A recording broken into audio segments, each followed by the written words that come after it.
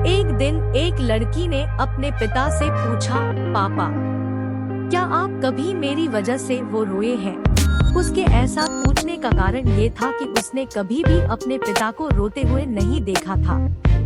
इस सवाल के जवाब में पिता ने कहा, हाँ, एक बार ऐसा कुछ हुआ था जब तुम्हारी वजह से मैं रोया था। यह सुनकर लड़की उस बात को जानने के लिए उत्सुक हो गई कि आखिर वह क्या बात थी जिसने उसके पिता को रुला दिया था।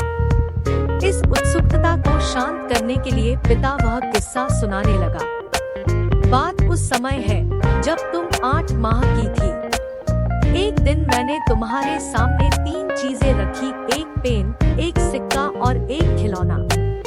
मैं ये जानना चाहता था कि तुम उन चीजों में से क्या उठाओगी।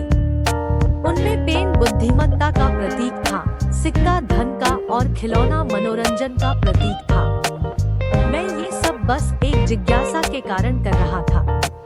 मेरे लिए ये जानना बहुत रोचक था कि मेरी बेटी के लिए आगे जाकर क्या सबसे अधिक मायने रखेगा। मैं तुम्हारे सामने बैठकर बेसब्री से तुम्हारे अगले कदम का इंतजार कर रहा था।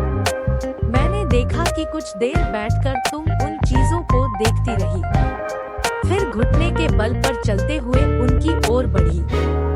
जब मैंने तुम्हें आगे बढ़ते हुए देखा तो मेरी धड़कनें मानो सी रुक गई।